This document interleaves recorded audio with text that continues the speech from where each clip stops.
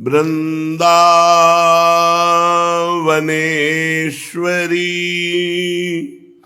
तवैव पदारविन्दम् प्रेमामृतैकमकरन्द रसौघपूर्णम् हृद्यर्पितं मधुपते स्मरतापमुग्रं निर्वापयत् परम शीतलमाश्रयामि परम शीतल माश्रयामि।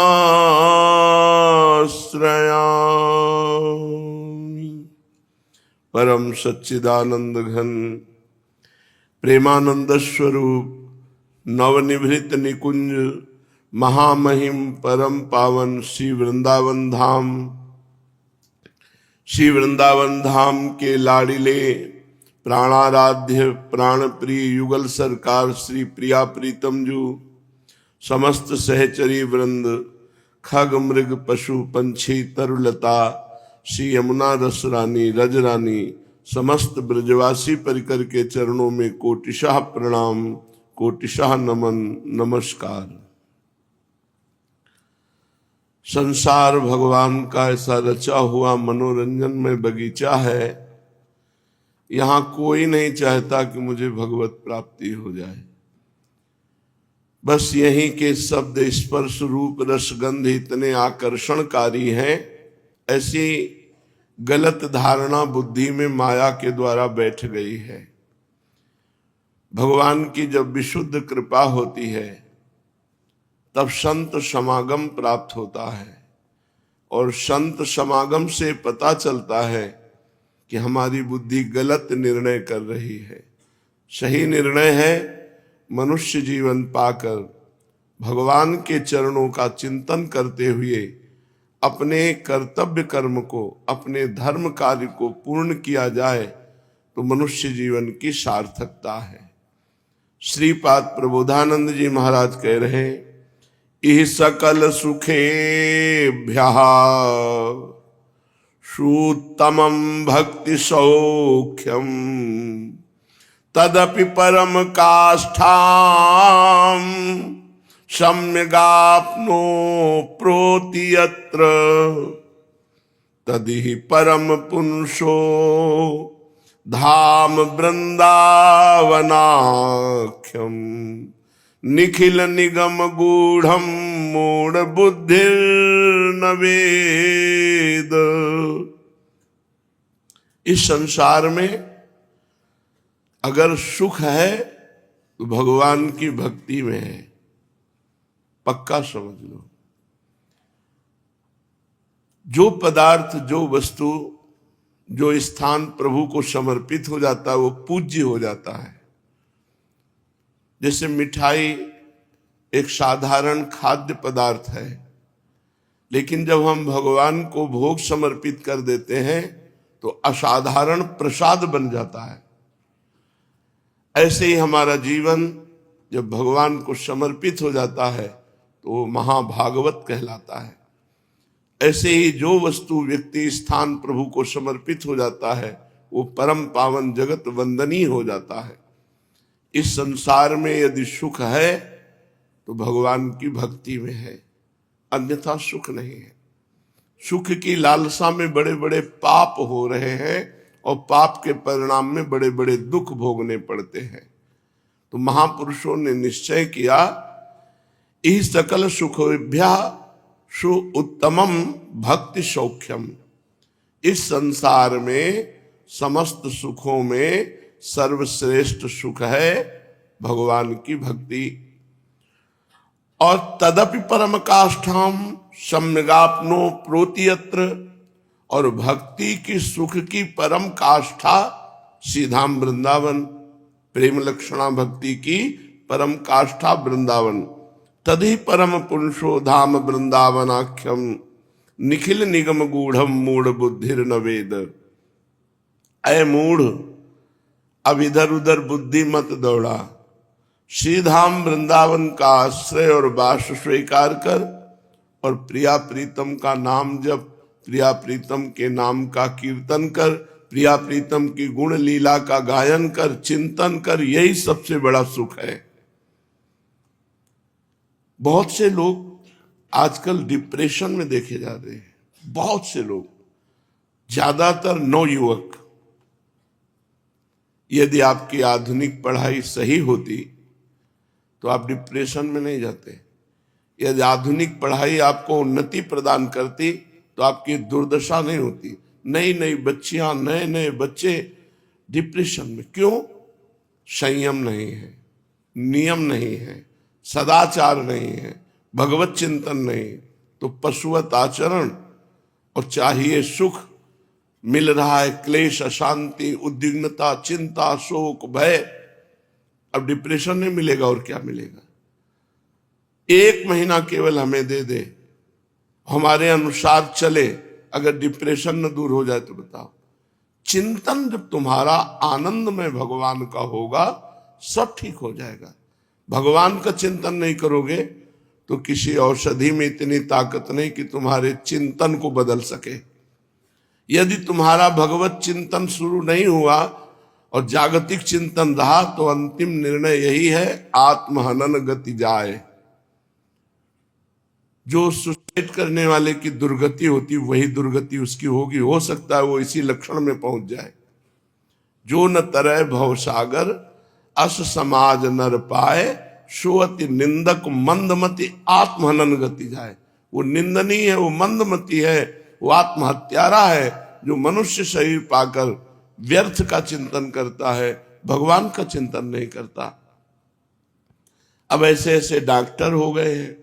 एक आए थे बहुत ही कमजोर स्थिति में, उनका हमें डॉक्टर ने बताया 3 बार हम ब्रह्मचर्य नष्ट करते हैं रोज, तो हम कफन तैयार कर लो, आगे की जो स्थिति आएगी वो कफन वाली आएगी, दूसरी तो है नहीं। कितने मूर्ख हैं, अपने को डॉक्टर समझते हैं। ब्रह्मचर्य का नाश करने वाला कैसे स्वस्थ हो सकता है? ब्रह्मचारी है, कोई रोग हुआ है प्रारब्धवशात, औषधि का सपोर्ट कीजिए, फौरन ठीक हो जाएगा। नहीं ठीक होगा तो और कोई भी रोग उसे परास्त नहीं कर सकता। अब छोटे छोटे बच्चों से लेकर सब ब्रह्मचर्य नाश, तो संयम नहीं, कोई नियम नहीं। दिनचर्या कै बजे उठना है, व्यायाम करना है, दिनचर्या में हमें संध्या करना है, तर्पण करना है, नाम जप करना है, नाम कीर्तन, मंत्र जपना है, कोई नियम नहीं और कोई सदाचार नहीं। अपवित्र भोजन, अपवित्र विचार, अपवित्र चिंतन, अपवित्र क्रियाएं, तो परिणाम डिप्रेशन, परिणाम ओवर थिंकिंग इतनी बढ़ जाती है, वो परेशान हो जाता है, मन उसे परेशान कर देता है। बुरी दशा आने के पहले बुद्धि बदली जाती है और कुछ नहीं होता। बुद्धि निगेटिव हो गई, बस वो अपने आप बैठे जलेगा बिना आग के। जिसको विधाता दुख देते हैं तो पहले बुद्धि को भ्रष्ट कर देते हैं। जेका विधना दारुण दुख दीन, ताके मति पहले हरिलीन, बुद्धि हरण कर लेते हैं। इसलिए ही सकल सुखेभ्या शुद्धमम भक्ति सौख्यम। इस संसार में कोई सुख नहीं है, अगर सुख है तो भगवान की विशुद्ध भक्ति में। वो भक्ति की पराकाष्ठा श्री धाम वृंदावन में प्रेम, प्रेम भक्ति। 2.5 आखर प्रेम के पढ़े सो पंडित होए।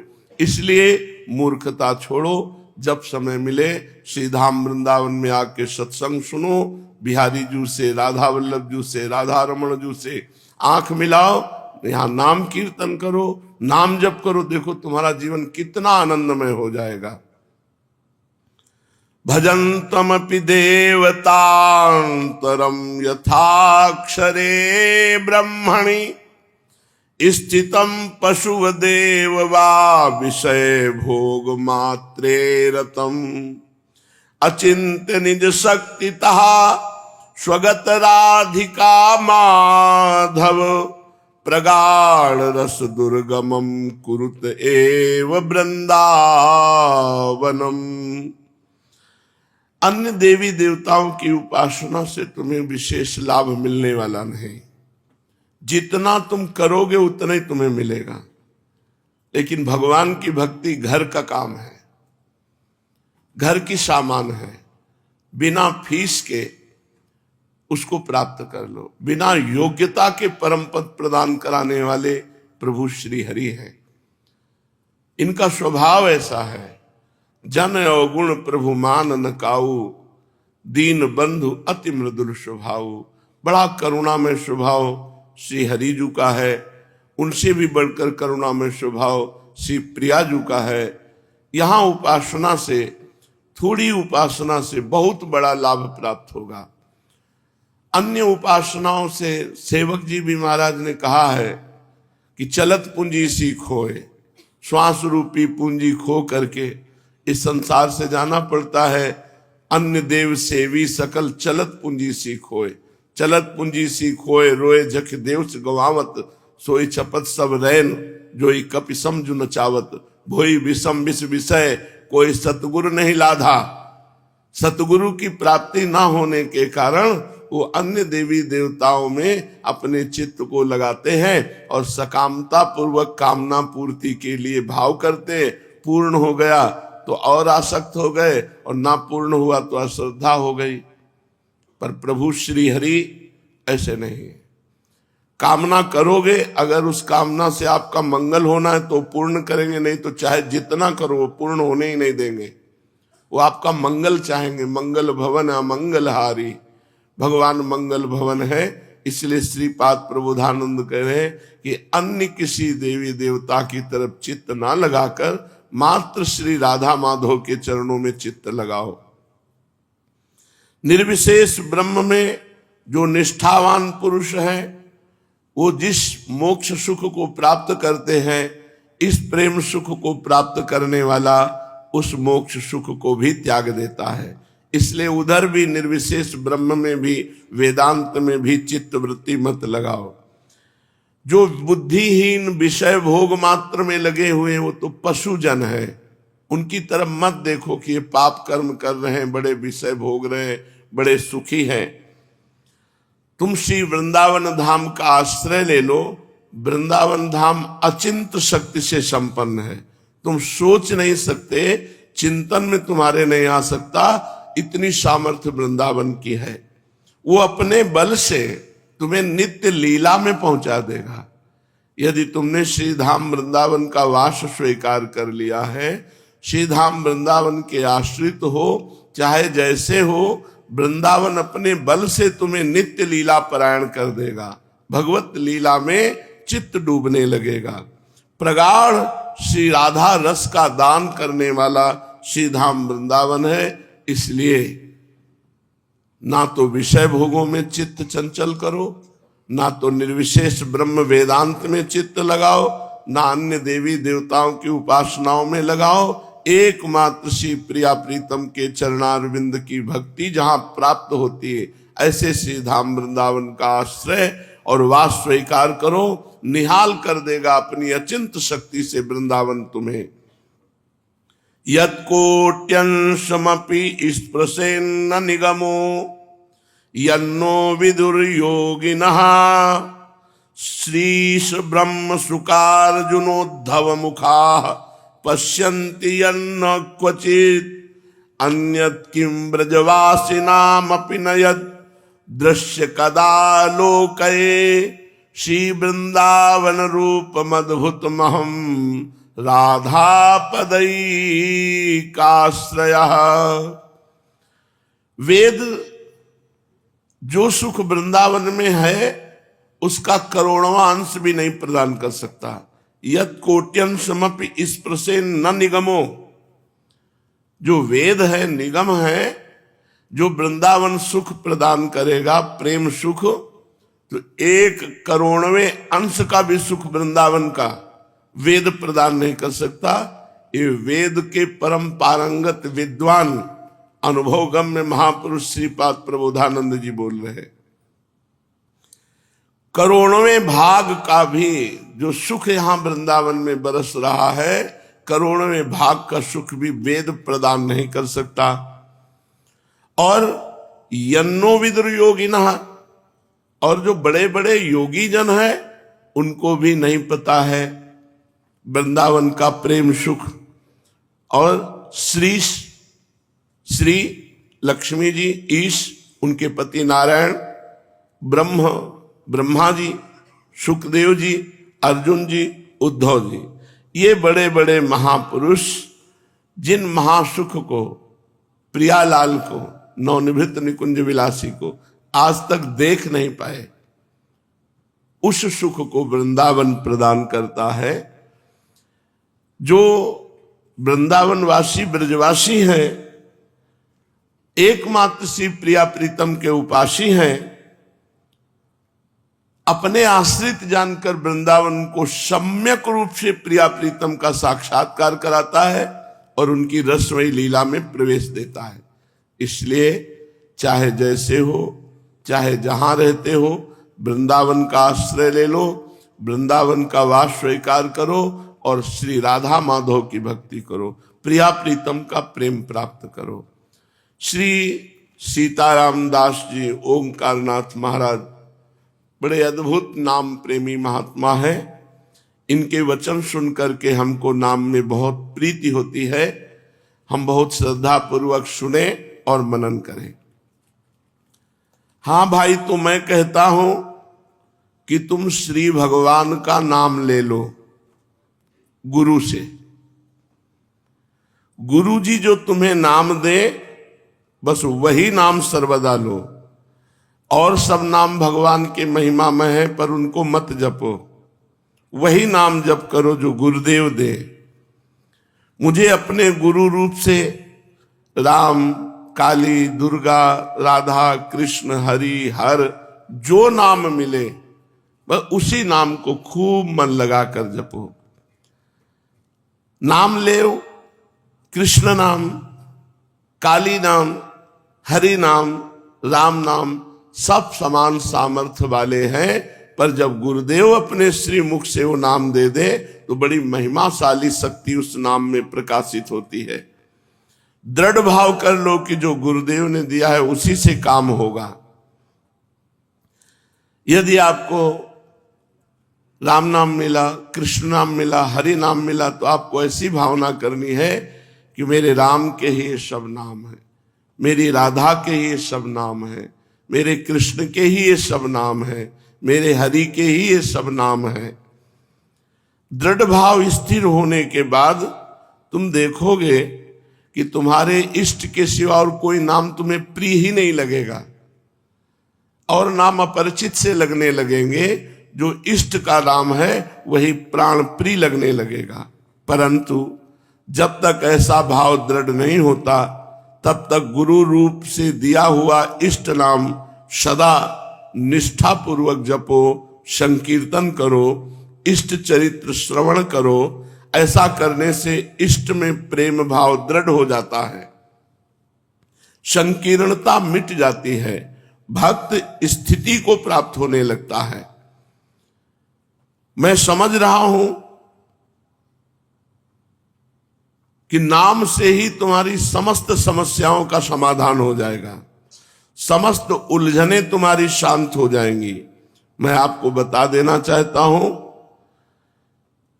कि एक वैष्णव भक्त की जो सामर्थ्य होती है वो त्रिभुवन में किसी की सामर्थ्य नहीं होती। जैसे अम्बरीश जी एक वैष्णव भक्त हैं और दुर्वासा जी महान तपस्या के धनी हैं, लेकिन कुछ नहीं बिगाड़ पाए अम्बरीश जी का, और अंततो गत्वा दुर्वासा जी को अम्बरीश जी के चरणों में गिरना पड़ा। वैष्णव भक्त की सामर्थ्य के आगे कोई भी योगी, यति, तपस्वी, ज्ञानी, ध्यानी कोई नहीं है।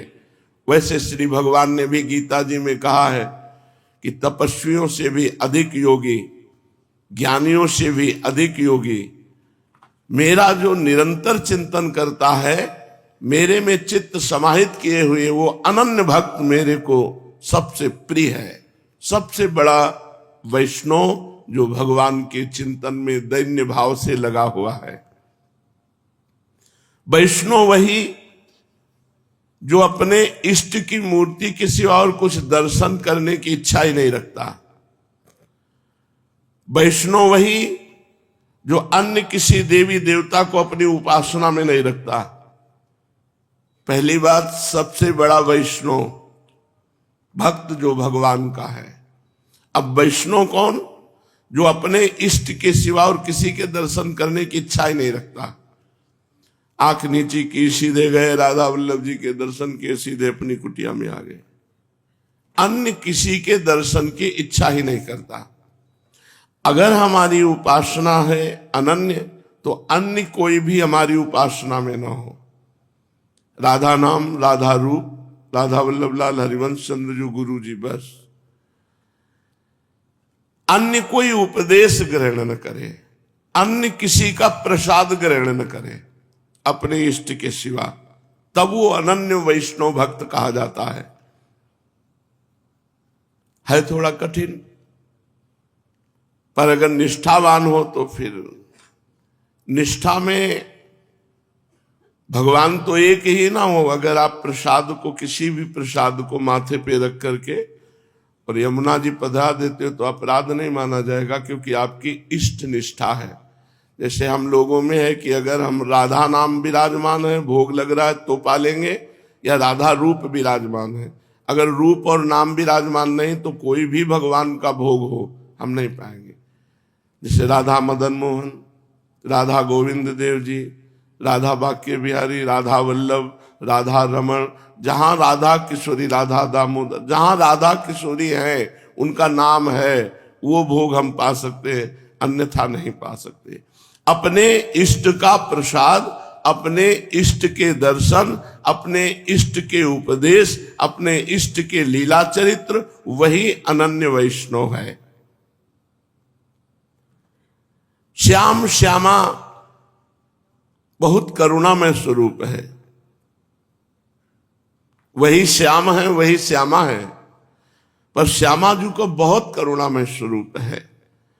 वो धन्य है एकनिष्ठ महाभागवत जो श्यामा जी के चरणों की निष्ठा से युक्त है। एक बार श्री रूपलाल गोस्वामी जी जगन्नाथपुरी गए, दर्शन किए जगन्नाथ जी के, प्रणाम किया, भक्तों को प्रणाम किया, तो बड़ी उदारता पूर्वक जगन्नाथ जी के पार्षदों ने महाप्रसाद अर्पित किया, माथे पे लगाया, प्रणाम किया और अपने सेवकों को दे दिया, इसको रख लो, यमुना जी को प्रदान करेंगे। तो प्रसाद की महिमा हाथ में आते ही पहले मुख में जाना चाहिए। विचार करने की जरूरत नहीं कि मैं कुल्ला किए हूं कि नहीं, नहाए हूं कि नहीं, इससे कोई मतलब नहीं। अगर प्रसाद मिला है तो पहला काम होना चाहिए हाथ में आते हो दाहिने हाथ में लेना चाहिए। इष्ट संबंधी कोई भी क्रिया बाएं हाथ से नहीं करनी चाहिए, बाएं हाथ से लेना नहीं। प्रसाद है, प्रसादी वस्त्र है या कुछ भी भगवत संबंधी, ऐसे नहीं कि बायां हाथ लंबा दिया, काट दिया था राजा ने बायां हाथ। जगन्नाथ जी का प्रसाद आया और वो चौसर खेल रहे थे तो दाहिने हाथ से खेल रहे थे।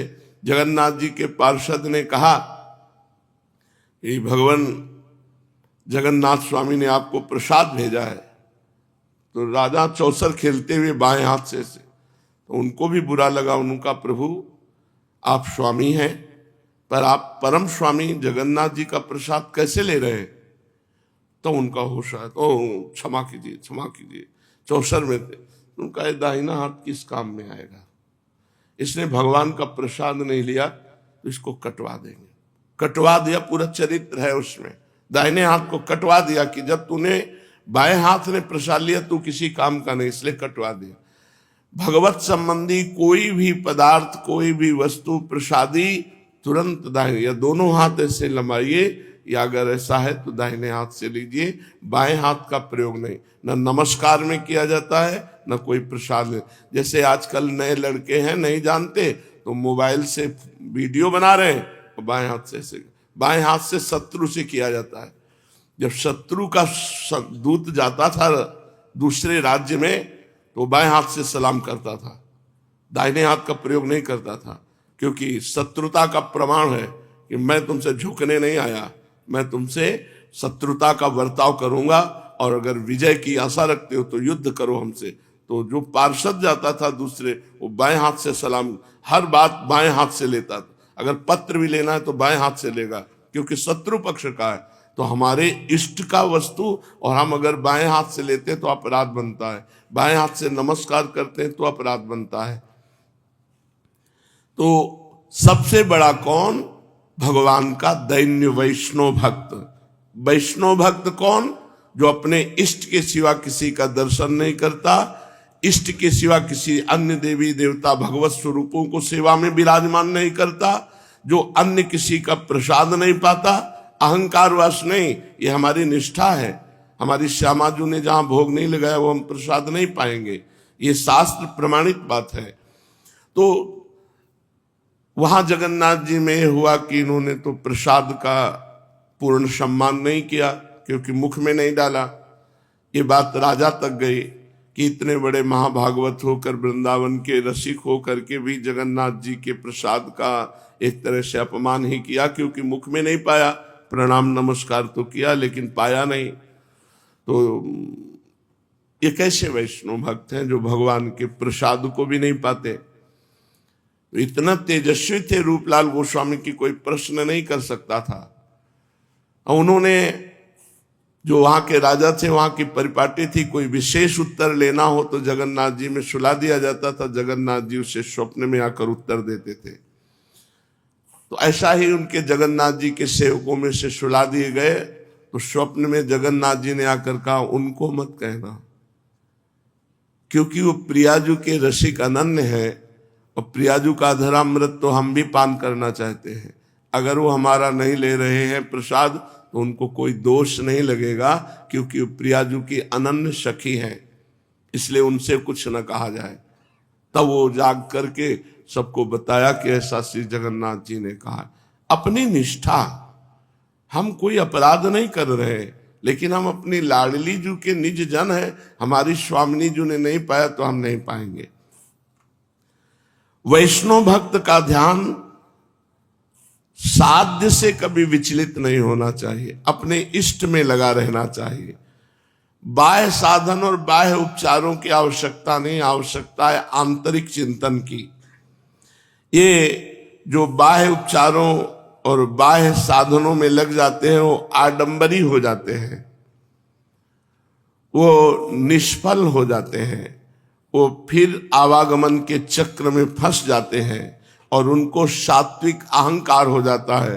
मैंने इतने मंदिर बनाए, मैंने ये दान किया, मैंने ये इतने प्रोग्राम किए, इतने अनुष्ठान किए, उनको सात्विक अहंकार हो जाता है। सात्विक अहंकार साधारण भक्ति, लेकिन असाधारण प्रेम भक्ति बिल्कुल नहीं।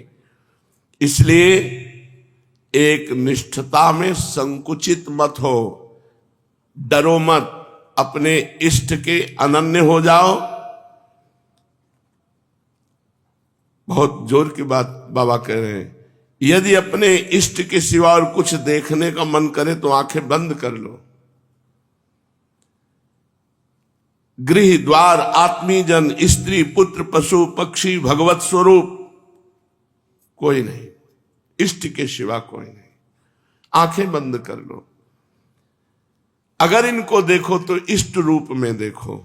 मेरे राधा वल्लभ लाल इस रूप में है, बस राधा वल्लभ ध्याय के और ध्याये कौन, व्यासई देत बने नहीं बरी बरी प्रतिलोन। एक एक पकौड़ी में अलग से नमक नहीं मिलाया जाता, फेंट में मिला दो, हर पकौड़ी में पहुंच जाएगा। ऐसे ही राधा वल्लभ जी की उपासना संपूर्ण जगत के देवी देवता सबकी उपासना हो गई। राधा वल्लभ ध्याय के और ध्याये कौन। मन मंदिर में उज्जवल दीप जलाकर सदैव इनकी आरती करते रहो। बाहरी आडंबर ज्यादा नहीं होना चाहिए। भक्ति कर दीप प्रेम करी बाती, साधु संगति करी अनुदिन राती। खूब सत्संग करो और अंदर भक्ति का दीप प्रेम की बातें हो। आठों पहर इनको लाड़ लड़ाते रहो, श्री लाडली लाल जी को। अगर ऐसी स्थिति नहीं आई है तो आठों पहर नाम का ध्यान करो, नाम जप करते रहो। चतुरासी जी गायन करते हो, देखो कितना अद्भुत आनंद देते हैं नाम जी महाराज और चतुरासी जी। वेद, उपनिषद, रामायण, महाभारत, पुराण, ये सब मेरे ही स्वरूप है। भगवान कह रहे हैं मैं ही रुद्र हूं, मैं ही उमा हूं, मैं ही विष्णु हूं, मैं ही शिव हूं। जो मेरी शरण ले लेता है और मेरे एक निष्ठ हो जाता है, उन पर ये सब प्रसन्न हो जाते हैं। ध्यान करो, जो भगवान के किसी एक रूप को जो गुरुदेव ने दिया है निष्ठापूर्वक सेवन करता है, तो सब देवी देवता सब भगवत स्वरूप उस पर प्रसन्न हो जाते हैं। जैसा कि गोस्वामी जी ने लिखा है, जा पर कृपा राम की होई, ता पर कृपा करे सब कोई। जिस पर भगवान श्री हरि की कृपा, उस पर सब कृपा करते, चराचर जीव कृपा करते हैं। मैंने जो गुरुदेव रूप से उपदेश किया, भक्त को चाहिए उस बात को अंतर्निविष्ट कर ले, अपने हृदय में बैठा ले गुरु जी के वचनों को। गुरु प्रदत्त नाम, गुरु प्रदत्त दृढ़ उपासना, गुरु के प्रति पूर्ण भाव, यही इष्ट का दर्शन कराता है। गुरु प्रदत्त नाम, गुरु प्रदत्त भक्ति उपासना, गुरु के प्रति दृढ़ भाव, यही भगवान का दर्शन कराता है, यही इष्ट दर्शन कराता है। जब हम इष्ट का नाम जप करते हैं, इष्ट का दर्शन करते हैं, इष्ट का चरणामृत पीते हैं, इष्ट का प्रसाद ग्रहण करते हैं, तो इष्ट कृपा से इष्ट सेवा लायक भावदेह की प्राप्ति हो जाती है। इष्ट का रोज दर्शन, इष्ट का नाम जप, इष्ट का प्रसाद, इष्ट का चरणामृत, इष्ट के भाव में, तो निरंतर इष्ट के सानिध्य का अनुभव कराने वाले भावदेह की प्राप्ति हो जाती है। और भावदेह जहां मिला, बस कृतकृत्य हो गया। मेरी आज्ञा का पूर्ण रूप से पालन करना चाहिए।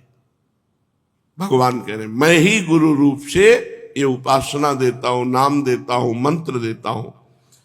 जो अपनी अपनी इच्छा अनुसार, अपनी अपनी पसंद से थोड़ी आज्ञा का पालन करते हैं, थोड़ा मनमानी करते हैं, उनको कभी सिद्धावस्था प्राप्त नहीं होती। अनुकूल पर कुछ शब्द मान लिए, कुछ शब्द नहीं माने, तो उनको कभी सिद्धि प्राप्त नहीं होती।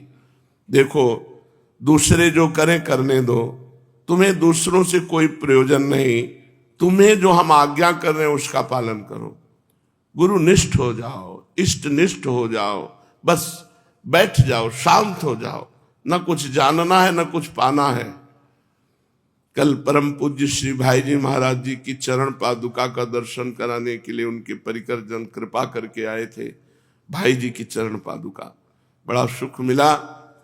तो अंदर से बस एक ही बात आई कि राधा, अब हमें कोई निकुंज, कोई परम पद, कोई, बस हर समय हमारे हृदय में नाम चलता रहे। बस राधा राधा राधा, यही हमारे लिए परम पद है, यही हमारे लिए निकुंज है, यही हमारे प्रिया प्रीतम है, यही हमारी दिव्य लीला है। बस नाम नाम, अगर नाम चल रहा है तो सब कुछ प्राप्त हो जाएगा। सब कुछ प्राप्त है, बिल्कुल निश्चिंत हो जाओ। नाम नहीं चल रहा तो फिर हम मान्यता नहीं देते आपकी क्रियाओं का, चाहे वो भक्ति की क्रिया हो, चाहे योगी की क्रियाएं हो, इन क्रियाओं का महत्व नहीं। नाम चल रहा है तो हमें और कोई फिर चिंता भी नहीं। तुम नाम ले लो, तुम नाम संकीर्तन करो। जब तक तुम स्थिति नहीं प्राप्त करते, तब तक तुम नाम जपते रहो। तुम्हारे पैरों के नीचे से चाहे पृथ्वी खिसक जाए, नाम न छूटने पावे। जब तक स्थिति प्राप्त नहीं होती तो कितना भयानक स्थिति आवे, थोड़ा सा प्रतिकूलता आती, नाम छूट जाता है। थोड़ी सी अनुकूलता आती है, नाम छूट जाता है। चाहे तुम्हारे पैरों के नीचे से पृथ्वी खिसक जाए, तुम नाम मत छोड़ना। चाहे सिर पर आकाश टूट पड़े, तुम नाम मत छोड़ना। चाहे तुम्हारे सर्वनाश की स्थिति आ जाए, तुम नाम मत छोड़ना। किसी भी तरफ बिना देखे, बिना घबराए, बिना भयभीत हुए तुम नाम केवल जपते रहो। निश्चित जान लो तुम्हें कोई कुछ नहीं बिगाड़ सकता, क्योंकि नाम जापक मेरी गोद में बैठा हुआ है। तुम नाम जप कर रहे हो मानो अपने इष्ट की गोद में बैठे हुए हो। मैं तुम्हें छाती से लगाए हुए हूं, कौन तुम्हारे ऊपर बाधा पहुंचा सकता है जब मैं रक्षा कर रहा हूं। केवल तुम नाम लो। हृदय से विचार करो, हे नाथ मैं शरणागत हूं, हे प्रभु मैं निराश्रित हूं, केवल आपका आश्रय है, मैं तुम्हारा हूं, मैं तुम्हारा ही रहूंगा। हे नाथ आप मेरे हो।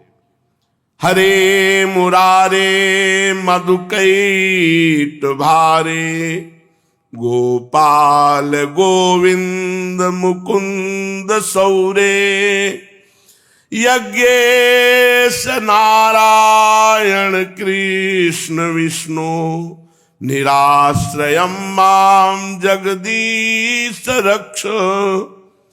हे मधुकैटभ दैत्यों का विनाश करने वाले, हे गोविंद, हे गोपाल, हे गौओं की रक्षा करने वाले, हे भूमि को धारण करने वाले, हे मोक्ष प्रदाता, हे समस्त यज्ञ के भोक्ता, हे जगदीश्वर, मैं निराश्रित होकर आपकी शरण में आया हूं, मेरी रक्षा कीजिए। ऐसा भाव कीजिए और हर समय नाम जप कीजिए। कभी भयभीत मत होइए, चाहे जितना भय का अवसर हो। ये बात ध्यान रखिए, नाम चल रहा है तो तुम्हारा कोई कुछ बिगाड़ नहीं सकता। और तुम इतना समझ लो कि जब तुम मेरा नाम जप कर रहे हो तो मेरे लिए कुछ भी संभव या असंभव नहीं है। मेरे लिए कुछ भी संभव या असंभव नहीं, मैं सब कुछ कर सकता हूं। असंभव को संभव, संभव को असंभव कर सकता हूं। मैं कोमल कमल नाल से बलवान हाथी को बंधवा सकता हूं। गाय के खुर के गड्ढे से बने हुए जो उसमें पानी, उसमें सुमेरु पर्वत डुबा सकता हूं 4 लाख योजन का। मेरी गति का कोई निर्णय कर सके ऐसा कोई आगम निगम पुराण शास्त्र ही अभी तक नहीं बना। सब नेति नेति कह रहे, इतना नहीं और है, क्योंकि वो अनंत है। इसलिए तुम मेरे हो। अब तुम्हें न देह की चिंता करनी है, न परिवार की चिंता करनी है, बस तुम्हें मेरी चिंता करनी है। अनन्यस चिंतयन्तो माम ये जनाः परिपासते तेषां नित्याभियुक्तानां योगक्षेमं भाम्यम। जो मेरा अनन्य चिंतन करता है उसके योग क्षेम का भान मैं करता हूं। कितने आनंद की बात है। काहे को चिंता करते हो? प्रभु के आश्रित हो जाओ। जहां श्री लक्ष्मी जी चरण चाप रहे हैं वहां तुम्हारे खर्चा, तुम्हारी व्यवस्था, अरे अनंत ब्रह्मांडों का वैभव एक संकल्प से उत्पन्न हुआ है। तुम केवल पुकारो। मैं 100 बार, 1000 बार, लाखों बार तुम्हें वचन देता हूं, प्रतिज्ञा पूर्वक कहता हूं कि यदि तुम नाम जप करोगे तो मैं तुम्हें साक्षात दर्शन दूंगा और मृत्यु तुम्हें छू नहीं पाएगी और परम गति प्रदान करूंगा। नाम श्रवण, नाम जप, नाम कीर्तन, यही परम धन है। जो भगवत कृपा पात्र नहीं है उन पापियों की जिह्वा से कभी नाम निकल ही नहीं सकता। अब अपने को तो बड़ा आश्चर्य होता है कि भगवान के बिना लोगों का दिन कैसे जाता है। मतलब भगवत चिंतन नहीं, बस वही विषय चिंतन, वो उबते नहीं। यहां तो 5 मिनट 10 मिनट अगर किसी से पर्सनल वार्ता करनी पड़े तो ऐसा लगता है कौन सा दुर्भाग्य प्रकट हुआ है। भगवान के संबंधी आप दिन भर बातें करते रहो, हमें कोई परेशानी नहीं। जिसे हम 5 मिनट बर्दाश्त नहीं कर सकते उसी को पूरे जीवन बर्दाश्त कर रहे, कैसी भगवान की माया है। नाम श्रवण, नाम कीर्तन, नाम चिंतन, ये पापियों की द्वारा नहीं हो सकता, उनकी जिह्वा पे नहीं आ सकता। भगवत कृपा पात्र पापी रहा है पर नाम जप कर रहा है तो अब भगवत कृपा पात्र है, नहीं तो जिह्वा पे नहीं। पापवंत कर सहज स्वभाव, भजन मूर्ति भाव न काऊ। इसलिए तुम कृपा पात्र बन गए हो जो नाम जप कर रहे हो। बड़ा सौभाग्य उदय हुआ है। खूब नाम कीर्तन करो, नाम जप करो, नाम चिंतन करो। श्रीमद् भागवत महापुराण।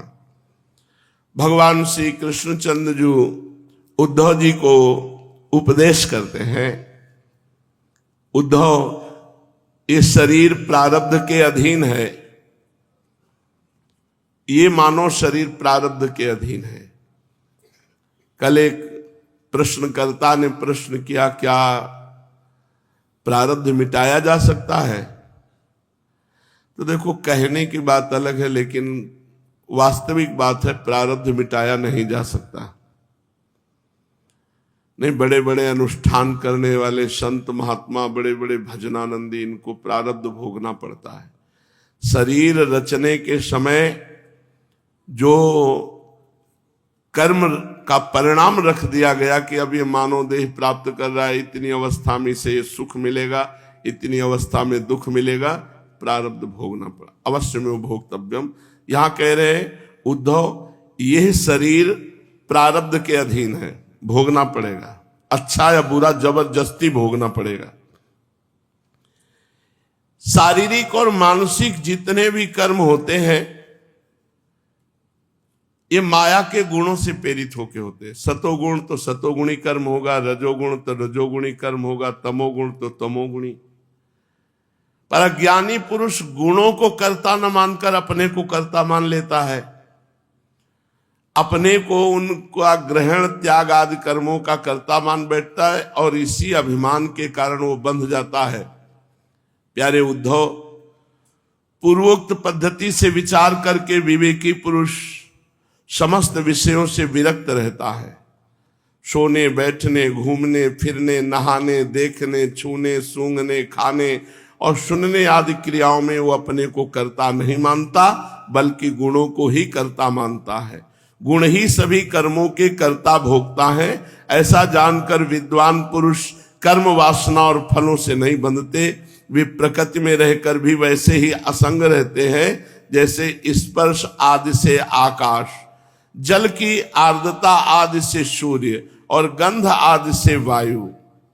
उनकी विमल बुद्धि की तलवार असंग भावना की शान से और भी तीखी हो जाती है, और वे उससे अपने सारे संशय संदेहों को काट कूट कर फेंक देते हैं। जैसे कोई स्वप्न से जाग उठा तो उसकी स्वप्न की जितनी वृत्ति सब झूठी दिखाई देती है, ऐसे ही जिसको ज्ञान हो जाता है ये सब संसार भ्रम मूल है, सत्य है तो भगवान है, आत्मा है, ऐसा अनुभव होता है। जिनके प्राण, इंद्री, मन और बुद्धि की समस्त चेष्टाएं बिना संकल्प के होती हैं, वे देह में स्थित रहकर भी उसके गुणों से मुक्त हैं।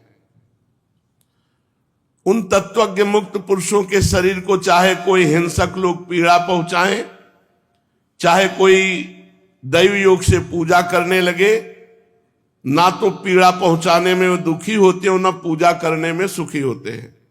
जो जीवन मुक्त महापुरुष हैं, जो भगवान को प्राप्त हो गए हैं, तो चाहे कोई उन्हें पीड़ा पहुंचावे तो उनको दुख नहीं होता, पूजा करे उनके शरीर की तो उनको कोई सुख नहीं होता।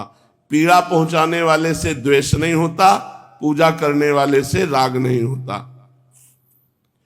जो समदर्शी महात्मा गुण और दोष की भेद दृष्टि से ऊपर उठ गए हैं, वे संसार में अच्छे काम करने वाले की स्तुति नहीं करते और बुरे काम करने वाले की निंदा नहीं करते। उद्धव जी ने पूछा था कि जीवन मुक्त महापुरुष कैसे बोलते हैं, कैसे चलते हैं, क्या करते हैं, कैसे पहचाने जाते हैं? तो जीवन मुक्त पुरुष क्या है?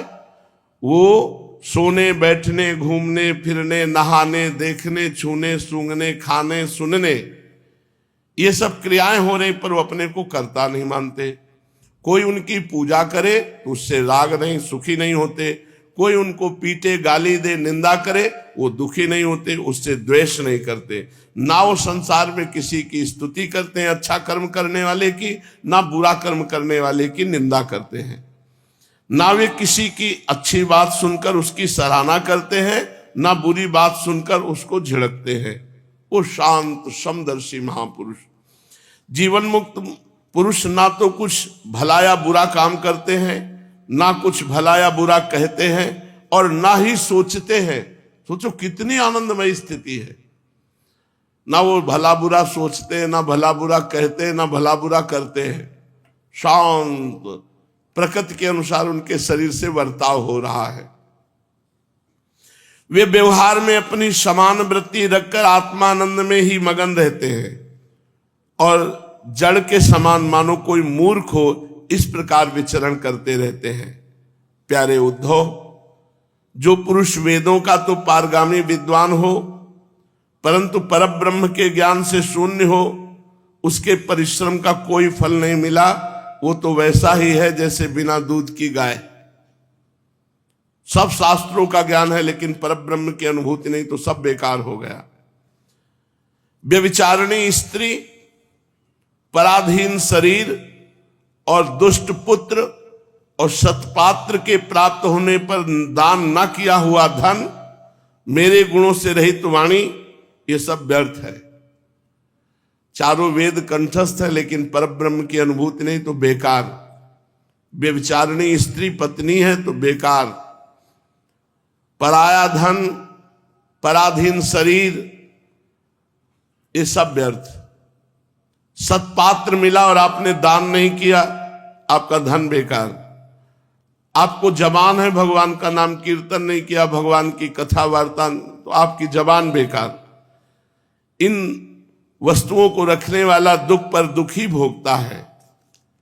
इसलिए उद्धव, जिस वाणी में जगत की उत्पत्ति, स्थिति और प्रलय रूप मेरी लोक पावन लीला का वर्णन न हो, लीला अवतारों में भी लोकप्रिय मर्यादा पुरुषोत्तम भगवान श्री राम, लीला पुरुषोत्तम कृष्ण आदि अवतारों का जिसमें यशोगान न हो, वो वाणी वंध्या है।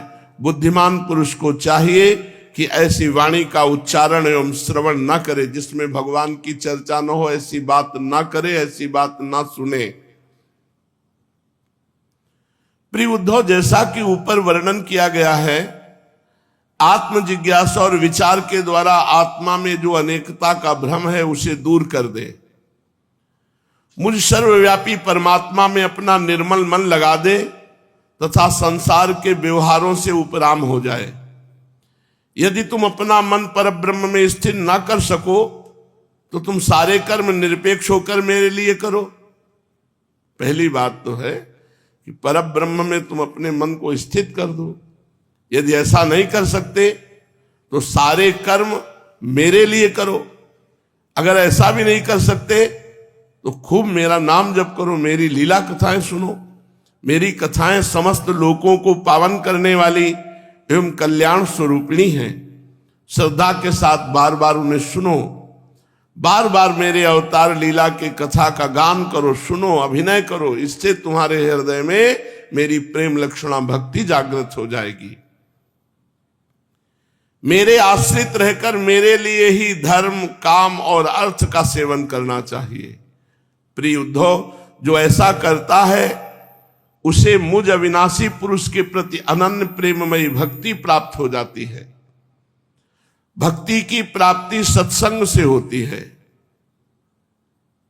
और सत्संग की प्राप्ति मेरी कृपा से होती है।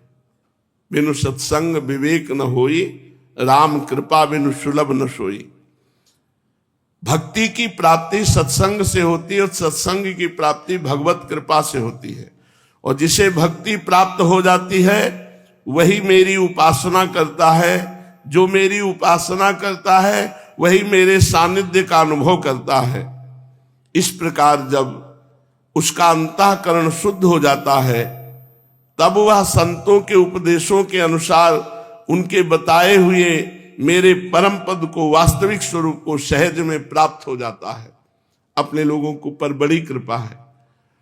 भगवान की कृपा से सत्संग, सत्संग से भक्ति, भक्ति से उपासना का निरंतर रंग, उपासना से भगवान के सानिध्य का अनुभव। भगवान के सानिध्य का मतलब है परम पद। उद्धव जी ने पूछा, भगवान बड़े बड़े संत आपकी कीर्ति का गान करते हैं, आप कृपया बतलाइए कि आपके विचार से संत किसे कहते हैं। बड़े बड़े संत आपकी कीर्ति का गान करते हैं, तो आप कृपया बताइए कि संत किसे कहते हैं?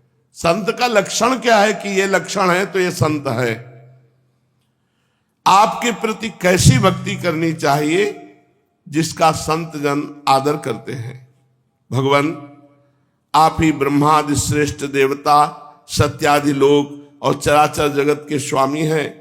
मैं आपका विनीत, प्रेमी और शरणागत भक्त हूं। आप मुझे भक्ति और भक्त का रहस्य बताइए। भगवान, मैं जानता हूं कि आप प्रकृति से परे पुरुषोत्तम एवं चिदाकाश स्वरूप ब्रह्म हैं। आपसे भिन्न कुछ भी नहीं है, फिर भी आपने लीला के लिए स्वेच्छा से ही यह अलग शरीर धारण करके अवतार लिया है। इसलिए वास्तव में आप ही भक्ति और भक्त के रहस्य को बता सकते हैं। अब भगवान बता रहे हैं संत किसे कहते हैं। कृपालुरकृतद्रोह स्थितिक्षु सर्वदेहिनाम सत्यसारो नवद्यात्मा क्षमः सर्वोपकारकः। पहली बात, भगवान का भक्त कृपा की मूर्ति होता है। कृपा ही कृपा, सब पर कृपा करने का स्वभाव। दूसरी बात, भगवान के भक्त का इस संसार में एक भी दुश्मन नहीं होता। भगवान का भक्त अकृत द्रोह, किसी से भी वैर भाव नहीं करता। कृपालु रकृत द्रोहस और तितिक्षु, घोर से घोर दुख को, विपत्ति को, निंदा अपमान को मुस्कुरा के सह जाना, ये भगवान के भक्त का लक्षण। पहला, कृपालु, भगवान का भक्त कृपा की मूर्ति होता है। दूसरा, अकृतद्रोह, किसी से वैर भाव नहीं करता। तितिक्षु, घोर से घोर दुख, अपमान, निंदा, इसको सह जाता है। और सर्वदेही नाम सत्य सारो नवद्यात्मा समाः सर्वोपकारकः, उसके जीवन का सार होता है सत्य श्री भगवान। जो कुछ है उसको भगवान ही है। उसके मन में कभी किसी प्रकार की पाप वासना नहीं उठती। भगवान के भक्त के मन में, संत के मन में ऊसर बरसई तृण नहीं जामा, संत हृदय जिम उपज न कामा। जैसे ऊसर में कितना भी वर्षा हो तृण नहीं जमता, ऐसे कितना भी विषय सानिध्य हो संत के हृदय में वासना जागृत नहीं होती। संत समदर्शी होता है, सबका भला करने वाला होता है। संत की बुद्धि कामनाओं से कलुषित नहीं होती, वो संयमी होता है, मधुर स्वभाव, पवित्र आचरण, संग्रह परिग्रह से सर्वथा दूर रहता है। किसी भी वस्तु के लिए वो कोई चेष्टा नहीं करता, परिमित थोड़ा भोजन करता है और शांत रहता है। उसकी बुद्धि स्थिर होती है। संत को केवल मेरा ही सहारा होता है। वही संत है जिसे केवल भगवान का भरोसा है। आत्म तत्व के चिंतन में सदा संलग्न रहता है। वह प्रमाद रहित है, गंभीर स्वभाव, धैर्यवान होता है। ये 6 चीजों पर वो विजय प्राप्त किए होता है। भूख, प्यास, शोक, मोह, जन्म, मृत्यु, इन 6 को अपने बस में किए होता है। जो संत होता है वो स्वयं तो कभी किसी से किसी प्रकार का सम्मान नहीं चाहता, परंतु दूसरों को सम्मान करता रहता है। अमानी मानदः कल्पो मैत्रः कारुणिकः कवि। स्वयं अमानी रहकर दूसरों को मान देना। भगवान के संबंध की बातें दूसरों को समझाने में बड़ा निपुण होता है और सभी के साथ मित्रता का व्यवहार करता है। उसके हृदय में करुणा भरी होती है। मेरे तत्व का उसे यथार्थ ज्ञान होता है। हे उद्धव, मैंने वेदों और शास्त्रों के रूप में मनुष्यों के धर्म का उपदेश किया है। उनके धर्म के पालन से अंतःकरण की शुद्धि आदि गुण और धर्म का उल्लंघन करने से नरक आदि दुख प्राप्त होता है। परंतु मेरा जो भक्त है धर्म का भी उल्लंघन कर देता है। मेरी भक्ति के रंग में रंगा हुआ लोक धर्म, कुल धर्म, वेद धर्म, इन सब का त्याग कर देता है। केवल मेरे ही भजन में लगा रहता है, वो परम संत है। जो केवल मेरे ही भजन में लगा रहता है वो परम संत है। मैं कौन हूं, कितना बड़ा हूं, कैसा हूं, इन बातों को जाने चाहे न जाने, किंतु जो अनन्य भाव से मेरा भजन करता है, मेरे विचार से वो संत है, मेरे विचार से वो भक्त है। प्यारे उद्धव, अब ऐसी स्थिति कैसे प्राप्त होती है? जो ऊपर बताया गया, कृपा की मूर्ति, बैर भाव से रहित, घोर दुख को सह जाना, जीवन का सार सत्य, उस किसी भी प्रकार की पाप वासना मन में ना आना, समदर्शी होना, कोई भी कामना बुद्धि को कलुषित न कर पाए, संयमी होना, मधुर स्वभाव, पवित्र जीवन, संग्रह परिग्रह से रहित, किसी भी वस्तु के लिए कोई चेष्टा न करना, थोड़ा भोजन पाना, शांत रहना, स्थिर बुद्धि, केवल भगवान का भरोसा, आत्म तत्व के चिंतन में संलग्न, प्रमाद रहित, गंभीर स्वभाव, धैर्यवान, भूख प्यास, शोक मोह, जन्म मृत्यु, इन छहों को वश में रखना, स्वयं अमानी रहकर दूसरों का सम्मान करना, मेरे संबंध की बातें दूसरों को समझाने में बड़ा निपुण होना, ये सब संतों के लक्षण बताए। अब बता रहे हैं कि ऐसी लक्षण वाली स्थिति कैसे प्राप्त होती है, उसका साधन क्या है? तो कह रहे मेरी मूर्ति के दर्शन और सेवा करना भगवान का आदेश है। ये जो ज्यादा ज्ञान बघाड़ते हैं भगवान की सेवा को, मूर्ति सेवा की अवहेलना करते हैं, सब बाद में पतित ही हो जाते हैं। माया बहुत भगवान की विचित्र है, छोटे मोटे ज्ञान से पार नहीं पाया जाता। जब विशुद्ध गुरु की आराधना की जाती है, शास्त्र सम्मत चला जाता है, तब ब्रह्म बोध होता है। जब ब्रह्म बोध होता है तो यही होता है, सर्वम खलमिदम ब्रह्म। जब सब जगह ब्रह्म है तो मूर्ति में ब्रह्म नहीं है क्या? ये जो मूर्ति पूजा का निषेध करते हैं अधूरे अज्ञानी लोग हैं। भगवान से बढ़कर कोई ज्ञानी है? वो आदेश कर रहे हैं, कह रहे हैं कि मेरी मूर्ति मल्लिंग मदभक्त जन दर्शन स्पर्शनार्चनम परिचर्या स्तुति प्रभ गुण कर्मानुकीर्तनम। मेरी मूर्ति का दर्शन, मेरे भक्तों का दर्शन, मेरी मूर्ति की स्पर्श, पूजा, सेवा, शुश्रूषा, स्तुति, प्रणाम, मेरे भक्तों का स्पर्श, स्तुति, प्रणाम, सेवा, पूजा और मेरे गुण कर्मों का कीर्तन। उद्धव, जो मेरी कथा सुनने में श्रद्धा रखते हैं ना, उनका ध्यान निरंतर मेरी ओर आने लगता है। बहुत जोर की बात है भगवान की रोज कथा सुनना।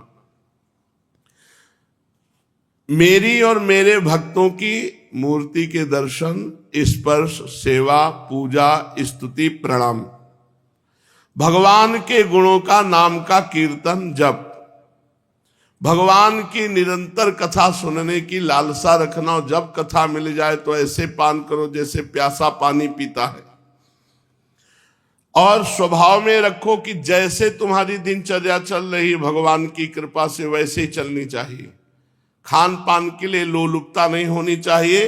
जथा लाभ संतोष सदा काहू सो कछु न चाहोगो। जो कुछ मिल जाए वो मुझे समर्पित करके दास्य भाव से स्वयं पावे। जो कुछ मिल जाए, रूखा सूखा जैसा, ज्यादा लालसा न करे।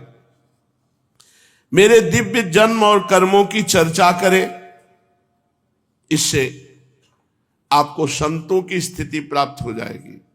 भगवान और भगवान के भक्तों की अर्चना, वंदना, स्तुति, प्रणाम, भगवान का नाम जप, नाम गुण कीर्तन और भगवान की कथा सुनने में विशेष श्रद्धा रखना, निरंतर भगवान का ध्यान करना, जो कुछ मिल जाए भगवान को समर्पित करके रूखा सूखा जैसा भी पाना और भगवान के दिव्य जन्म कर्मों की चर्चा करना।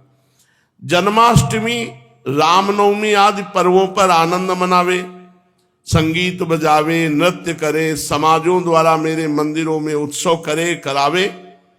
यदि अकेले न कर सके तो 4 लोग मिलकर करे। वार्षिक त्योहारों के दिन मेरे स्थानों की यात्रा करे, जुलूस निकाले, विविध उपहारों से मेरी पूजा करे, वैदिक तथा तांत्रिक पद्धति से दीक्षा ग्रहण करे, मेरे व्रतों का पालन करे, मंदिरों में मेरी मूर्तियों की स्थापना में श्रद्धा रखे, यदि ये काम अकेला न कर सके तो औरों के साथ मिलकर उद्योग करे, मेरे लिए पुष्प वाटिका बनावे, मेरे लिए बगीचा बनावे, मेरे लिए क्रीड़ा स्थान, प्रभु यहाँ ये खेल खेलेंगे, नगर और मंदिर मेरे लिए बनवावे, सेवक की भांति श्रद्धा भक्ति के साथ निष्कपट भाव से मेरी सेवा करे, मेरी मूर्तियों की सेवा करे, मेरे मंदिर में स्वयं झाड़ू लगावे, स्वयं बुहारे पोछा लगावे, लीपे पोते छिड़काव करे, तरह तरह की चौक पूरे, अभिमान न करे, स्वयं मेरी सेवा करे, दंभ न करे, दिखावे के लिए न करे, मेरी प्रसन्नता के लिए करे, साथ ही अपने शुभ कर्मों का ढिंढोरा न पीटे। प्रिय उद्धव, मेरे चढ़ावे की वस्तुएं अपने काम में लाने की बात तो दूर रही, मुझे समर्पित दीपक के प्रकाश से अपना काम न ले। बात यहां कि जैसे आप गृहस्थ हैं और भगवान को जमीन समर्पित कर दी, अब उस जमीन से परिवार का पोषण नहीं करना, उससे केवल भगवान की ही सेवा होनी चाहिए। भगवान को आपने रुपया समर्पित किया, जो जाएगा मंदिर बनवाया, उससे आप कहीं अपने परिवार में रुपया न लगा ले, वो मंदिर में संत सेवा में ही लगना चाहिए। तो भगवान आदेश कर रहे, मेरे चढ़ावे की वस्तुएं अपने काम में लगाने की बात दूर रही, मुझे समर्पित दीपक के प्रकाश से भी अपना काम न ले। किसी दूसरे देवता की समर्पित की हुई वस्तु भगवान को भोग नहीं लगानी चाहिए। और संसार में जो वस्तु अपने को सबसे प्रिय हो, सबसे अभीष्ट जान पड़े, वो मुझे समर्पित कर दे।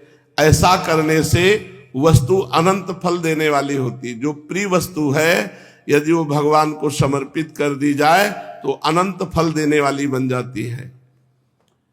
मेरी पूजा के ये स्थान है, सूर्य, अग्नि, ब्राह्मण, गौ, वैष्णव, आकाश, वायु, जल, पृथ्वी, आत्मा और समस्त प्राणी, ये सब मेरी पूजा के स्थान हैं।